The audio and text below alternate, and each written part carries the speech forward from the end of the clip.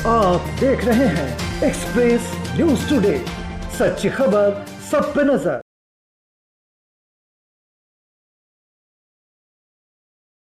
पूर्व नगर आयुक्त कुमार सुमन ने अपने ऊपर लगे आरोप को बेबुनियाद बताते हुए कहा कि 2019 में जब पटना जल जमाव की स्थिति में थी, उस वक्त मैं पटना नगर निगम में आयुक्त के पद पर था ही नहीं।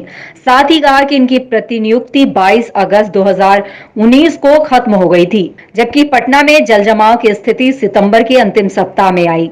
तो फिर मैं जिम्मेदार कैसे हूं, ये बात अनुपम कुमार सुमन ने पटना में प्रेस वार्ता के दौरान कही।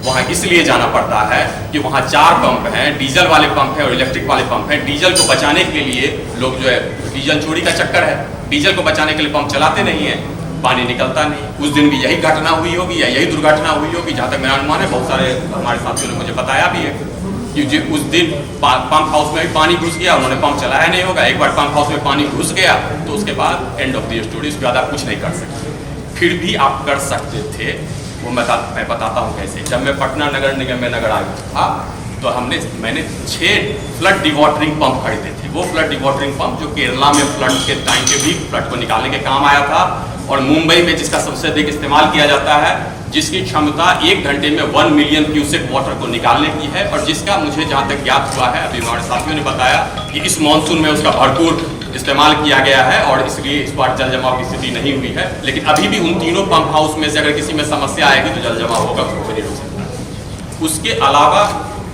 श्री कृष्णापुरी और राजवंशी नगर में जल जमाव की स्थिति होती है। हमारा घर ही डूब गया था, मैं भी 7 दिनों तक रहा, मेरे पूरे घर में 3 फुट तक पानी था। वहाँ भी वही स्थिति है। मोहनपुर पंप का अपग्रेडेशन होना है, जो आज तक अपग्रेडेशन हुआ नहीं सरकारी चक्कर में। और अगर आप मोहनपुर पंप और श्री कृष्णापुरी का जो पंप है वो दोनों आपस में इंटरकनेक्टेड है। अगर मोहनपुर पंप चलेगा तो राजवंशी नगर में पानी नहीं रहेगा, लेकिन श्री कृष्णापुरी डूबने लगेगा। श्री कृष्णापुरी को अगर आप बचाएंगे तो फिर राजवंशी नगर डूबेगा। ये सब इंटरकनेक्टेड स्थिति है। उसमें जो समस्या क्रिएट होती है वो उसके लिए पूरी तरीके से बिहार सरकार के जितने भी विभाग हैं और केंद्र सरकार के विभाग हैं, उनका योगदान सबसे ज़्यादा है। और यह बात पटना नगर निगम में काम करने वाले सभी लोगों को पता है। दिक्कत क्या है कि पटना नगर निगम की कोई हैसियत नहीं। दूसरे राज्यों में किसी भी राज्य में चले जाए, विदेश की मैं बात ही नहीं कर रहा हूँ, मैं लंदन के मेयर या शंघाई के मेयर की बात नहीं कर रहा हूँ, जिनकी ताकत, जिनका पावर वहाँ के प्रेसिडेंट या प्राइम मिनिस्टर के बराबर है।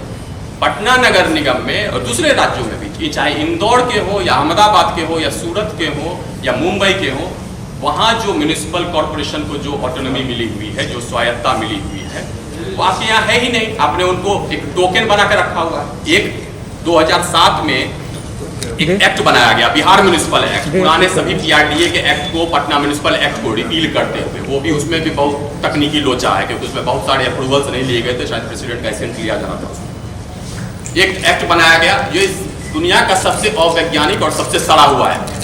इसमें कोई ऐसा प्रावधान नहीं है, कोई ऐसा प्रोविजन नहीं है जिसमें एक प्रोवाइजो नहीं है कि जब भी स्टेट गवर्नमेंट चाहे वो इंटरवीन कर सकती है या आपकी किसी भी पावर को सीज कर सकती है। बट बिहार में जितने भी म्यूनिसिपैलिटी हैं उनके पास कोई पावर नहीं है, कोई सारी अकाउंटेबिलिटी उनकी है, सारे अकाउंटेबिलिटी उनके पार्षदों की है, मेयर की है, वहाँ के कर्मचारियों की है, लेकिन बिना सरकार की अनुमति के आप कुछ नहीं कर सकते हैं, ऐसा सरकार समझती है। हालांकि एक्ट में इससे बहुत सारे पावर है कि बिना सरकार से पूछे बहुत काम कर सकते हैं, और मैंने अपने 1 साल के कार्यकाल में वही किया, जिसमें सरकार से पूछने की आवश्यकता नहीं थी, जिसमें माननीय मुख्यमंत्री को प्रेजेंटेशन देने की आवश्यकता नहीं थी, क्योंकि यहाँ पर एक प्रक्रिया है कि यहाँ पर आपको कलम कॉपी भी खरीदना है, नाला भी खोदना है, या गाड़ी भी खरीदनी है, या मॉल भी बनाना है, या बिल्डिंग बनानी है, तो हर चीज़ का प्रेजेंटेशन जो है आपको ऊपर में देना पड़ता है। वो मुझे नहीं पता है कि क्यों देना पड़ता है, लेकिन देना पड़ता है। इस एक्ट में ऐसा कहीं नहीं लिखा हुआ है।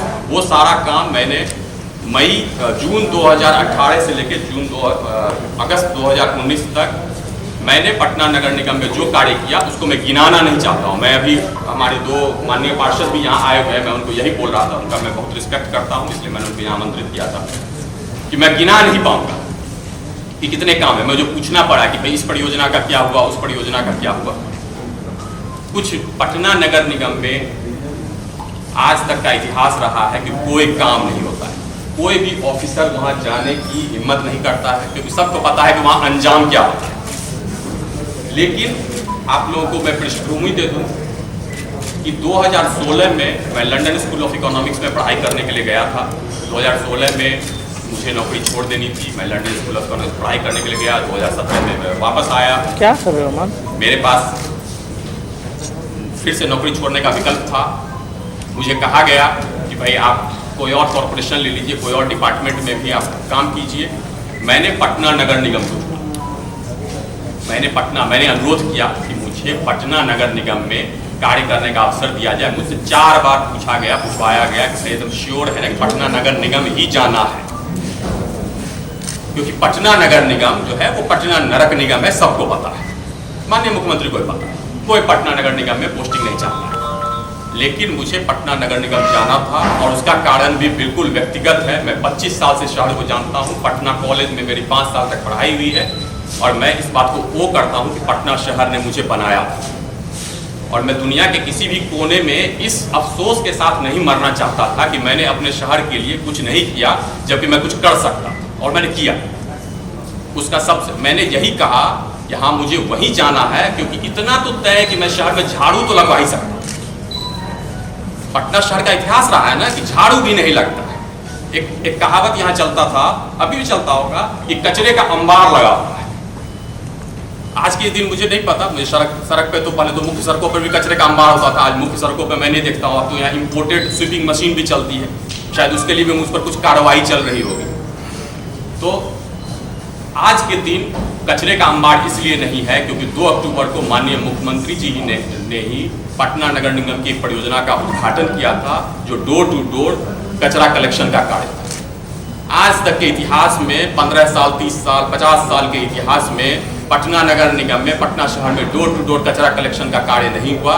9 वार्ड में एक एजेंसी आई थी, A to Z उसका नाम था, उसी को बहुत कचरा प्रबंधन का काम होता था। पहली बार ऐसा पटना नगर निगम के इतिहास में हुआ और आज भी वो चल रही है। आज भले गाड़ियाँ खराब हो गई हो, कोई मेंटेनेंस होगा नहीं, पैसे वैसे देते नहीं होंगे, 1-2 साल में वो भी बंद ही हो जाएगा, होता है। अगर यही प्रक्रिया चलती रही तो बीच में किसी ने इंटरवीन नहीं किया। 75 वार्ड में डोर टू डोर कचरा कलेक्शन का काम शुरू हुआ और बहुत शानदार तरीके से चल रहा है। आज पटना नगर निगम के पास जो संसाधन है वो उसमें भारत के किसी भी म्यूनिसिपल कॉरपोरेशन से ज़्यादा उसके पास संसाधन है। मैंने 6 फ्लड डिवॉटरिंग पंप के बारे में बताया, जो कि पूरे भारत में 2-3 म्यूनिसिपैलिटीज़ के पास ही होगी, जिसका नाम मैंने बता दिया।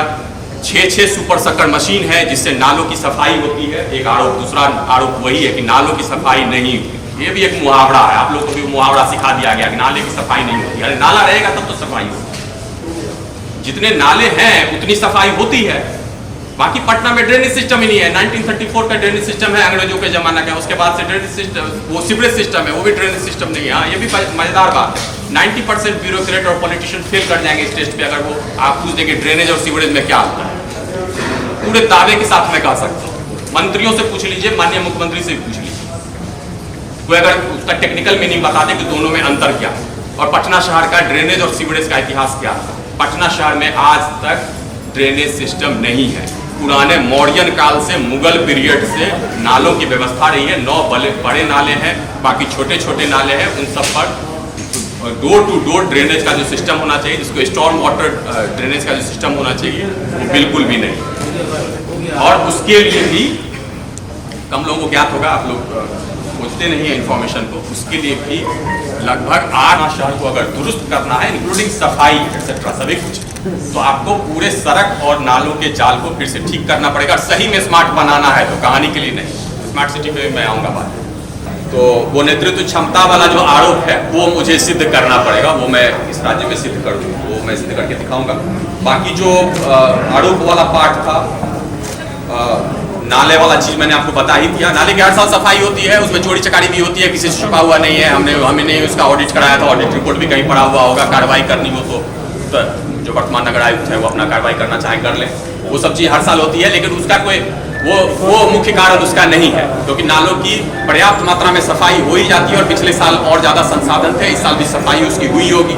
हमने 75 JCB खरीदवा दिया था, 75 रोबोट बॉबकेट खरीदवा दिया था। संसाधन की कोई कमी नहीं है। आप तो नाले की खुरच के भी सफाई कर सकते हैं। और जिन महापुरुषों ने ये रिपोर्ट बनाया है जिसमें 1000 गलतियां हैं, वो उनको बुनियादी बात समझ में नहीं आ रही है। जो कहानी सुनाया जाता है कि नाले साफ नहीं थे, तो फिर पानी निकल कैसे गया? फिर पानी कैसे निकला? क्या बाढ़ में उसी जल जमाव में लोग जाके नाले साफ हो गए? नाले साफ हो गए? जो नाले साफ करने में 6 महीना लगता है वो क्या 6 दिन में साफ हो गया? तो ये सब देखिए भाई, वही मैंने कहा ना, अर्बन पॉलिसी का यू अगर समझ में नहीं आएगा तो चीजें समझ में नहीं आएगी, और वही इस राज्य का सबसे बड़ा दुर्भाग्य है। 10% अर्बनाइजेशन है, शहरी चीजें लोगों को समझ में आती नहीं।